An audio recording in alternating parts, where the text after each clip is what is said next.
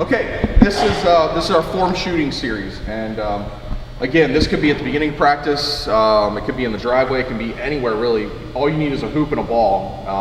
What we're going to do is put these guys in a group of 3 to do this. So we have a group of 3 here, and we're going to start on the green line. So center cut, green line, right? Maddie's going to take us through beef. You know beef, right? Balance, eyes, elbow, follow through, the fundamentals of it. Okay, so she's balanced. Her feet are good base, shoulder width apart. She's balanced. If I would push her, she's just not going to fall over. She's squared up. All right. Eyes. Her eyes are on the front of the rim. We tell them the front of the rim. Their goal is to drop it over the front. A lot of times you don't know what's going on with what they're seeing, so we don't want them looking at the backboard. A lot of times, believe it or not, younger kids look at the backboard. They're looking at that square or the support behind. Eyes on the front of the rim. Okay. Elbow. Right. Her elbow is in an L shape, which is perfect.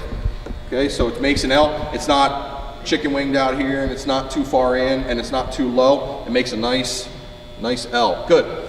Ball's on her fingertips. I don't know if you can see it, but there's a nice little pocket right here, which is great because she's using her fingertips. She's not using her palm. The ball's not coming off of her palm. It's coming off of her fingertips. Because when she snaps this, it's all fingertips. Okay, there should be you should be able to stick your finger in there. All right, so she's going to bend her knees. That's part of the balance. Eyes on the front of the rim. All right, go ahead, Maddie. Okay, now, one more thing I'd like to see her do is really finish on her toes, too. So not just with her wrist, you see her wrist snap, but really snap those ankles. Go ahead, Maddie. There you go. Good. Shoot another one. Okay, perfect. Nice, soft swish. You hear that? Okay, now, what we do sometimes, if you have a group of 3, one person can rebound, the other person can be running or ball handling or something like that, and then you just rotate. So maybe take 5 shots and rotate. What's your name? Jordan? So Jordan's going to come, Maddie switches with her. Okay, same thing. All right, now Jordan chose to use one hand, which is great because she's probably used to doing it that way, and I teach it that way too sometimes. The idea is, hang on a second, the idea is that guide hand, that left hand, it's only there just to guide the ball. So in a form situation, by Jordan only using one hand, she can't do this with her elbow. She can't drop it too low or kick it out to the side. It forces her to stay straight, which is an excellent move. Finish on those toes. Front of the rim, finish on your toes. Good knee bend. Good. Nice arc there. Nice arc. Yep, take another one. Okay, finish on the toes, and then she can switch with Colin.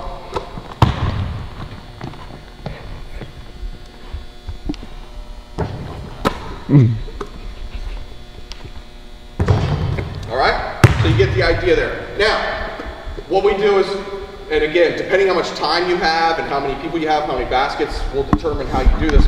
We start the green line, and then we take it over to one of the blocks. So if Colin takes it over the block, and again, it would go back to Maddie, but for easier to use Colin.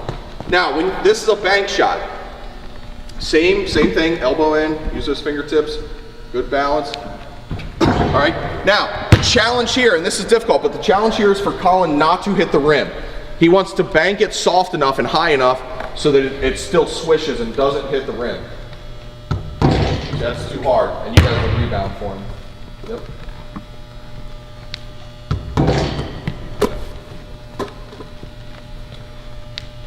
There you go. See how much softer? The higher you get, drop it in. There you go. Maddie, go ahead. You take over. Again, depending how much time you have, you can say take 5 shots, 10 shots, make 5. There you go. Good.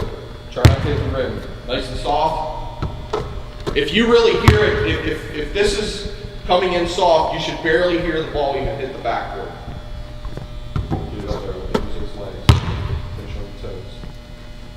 There you go. Barely hear that. Nice and soft. Good. Okay. All right. And then you go to the other block, of course, and then you can progress your way back. So now, instead of at the green line, now you can do the same thing between the green and the foul line. You can move over to the second lane space. You can move to the foul line. So progressively, depending again on the level of player you have, the age group, how far you move back and what you do matters. Doing this every day, every practice, every skill session is something you should do instead of just rolling balls out and just throwing them up. This really teaches form.